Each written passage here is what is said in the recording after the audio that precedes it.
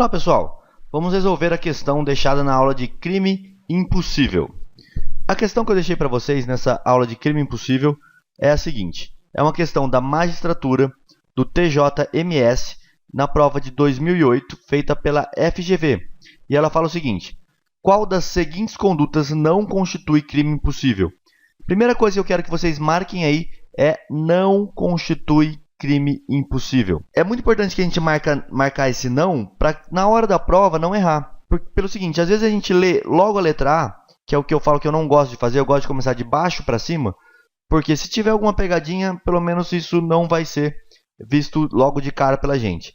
Porque se eu leio rápido, qual das seguintes condutas não constitui crime impossível, e penso que constitui crime impossível, eu esqueço dessa palavrinha não aqui, eu já jogo uma questão fora, e às vezes uma questão fácil, que nem essa questão que eu vou mostrar para vocês agora. Vamos começar de baixo para cima, que nem eu gosto de fazer com vocês. Qual dessas condutas, então, não constitui crime impossível? A letra E fala o seguinte: quando o agente deu o veneno à vítima, mas a quantidade não foi suficiente para matá-la. Isso constitui ou não crime impossível? Bom, pela leitura aqui dessa questão, eu já vejo que esse meio que ele usou, a quantidade não foi suficiente. Ela é um meio relativamente capaz de chegar ao que ele queria, que é a morte do agente. Então, ele é um meio relativamente ineficaz. Ou seja, ele pode vir ou não a causar o resultado. Apenas a quantidade não foi suficiente. Então, pelo que eu estou vendo aqui, essa seria a alternativa certa. Eu já mataria a questão na letra E. Marcaria a letra E e pronto. Mas eu não posso fazer isso, porque é muito importante que eu leia todas as alternativas. Eu já identifiquei que essa alternativa é muito boa. Então, eu vou fazer um maisinho na frente dela e vou para as outras alternativas, porque pode ser que eu esteja me confundindo. Vamos ler as outras alternativas. Letra D. Quando o agente pretendia furtar um bem que estava protegido por aparelho de alarme que tornava, olha aqui, ó, absolutamente ineficaz o meio empregado para a subtração. A própria questão já me deu. Se o meio é absolutamente ineficaz, isso aqui constitui crime impossível. Ou seja, essa letra D está totalmente errada e o próprio examinador já me deu a dica, ó, absolutamente ineficaz.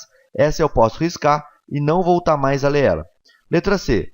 A apresentação ao banco de cheque para sacar determinado valor se a vítima já determinara a sustação do pagamento do cheque furtado. Ou seja, ele está tentando apresentar ao banco um cheque que já foi furtado. É impossível o meio escolhido por ele aqui. Na verdade, o objeto até é impossível aqui. Ele não vai conseguir lesar o patrimônio dessa vítima, porque o cheque já foi furtado. Se o cheque já foi furtado, é quase impossível, na verdade não é quase, ele é totalmente impossível de eu consumar essa infração. Então, essa letra C também não pode ser. Trata-se da mesma forma de crime impossível, segundo entende a jurisprudência. E aí a gente pode analisar vários e vários casos jurisprudenciais que vão dizer para você que quando o cheque furtado está sustado, ou seja, não tem mais como pagar ele, não adianta ele apresentar esse cheque ao banco, porque ele nunca vai conseguir lesar o patrimônio da vítima. Então, essa letra C, apesar de ser um pouquinho mais complexa, um pouquinho mais difícil, também dá para ver que é absolutamente ineficaz o meio empregado. Eu não vou conseguir lesar o patrimônio da vítima usando um cheque que já foi sustado. E veja a diferença, hein? Você lembra da teoria da última aula? Aqui ele tem a intenção de cometer o crime, mas não basta só a intenção. Nós adotamos a teoria temperada e não a teoria subjetiva. A intenção por si só não basta para que configure o crime. Então esse crime também é impossível. A tentativa de homicídio com revólver descarregado. É pacífico também na jurisprudência que se o revólver está descarregado, desmuniciado, se ele não tem como atirar na vítima, não tem como ele praticar a tentativa de homicídio. Mais uma vez, o meio que ele escolheu é absolutamente ineficaz. Não ia conseguir chegar ao resultado. Ele não conseguiria a morte da vítima usando um revólver descarregado. Essa é um pouquinho mais fácil de entender, mas também configura crime impossível. Se é crime impossível, está errada essa questão. Sobra a letra A. E normalmente aqui está a pegadinha, porque é a primeira que você lê.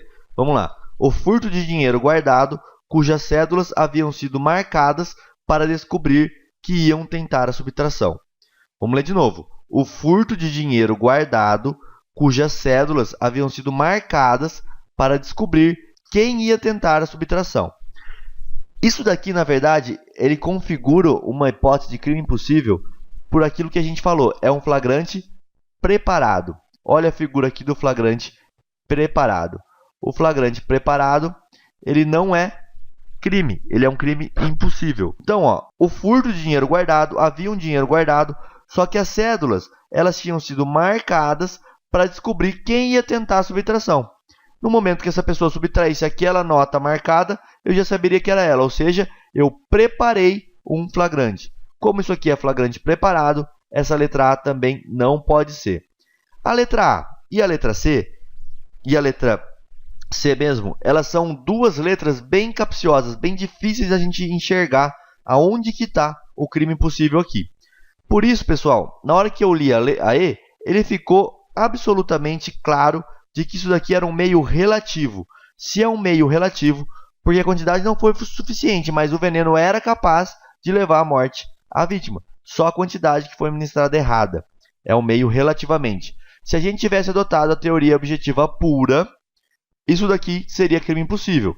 Mas como a gente adotou a teoria objetiva temperada, isto não é considerado crime impossível e o sujeito responde pela tentativa de homicídio. Ficou claro, pessoal? Se você acertou a questão aí, fala aqui nos comentários, vamos começar uma discussão para a gente conseguir também estudar um pouquinho mais através dos comentários. Se você acertou a questão, dá um curtir aí no vídeo para a gente saber se essa questão foi mais difícil ou mais fácil do que as outras questões que estão por aí. Bom, como eu falei na aula passada com vocês, eu vou mudar um pouquinho o final aqui, tá? O final eu vou deixar para vocês. Se vocês quiserem se inscrever, aqui em cima vai ficar o link. É só você clicar que você vai conseguir se inscrever.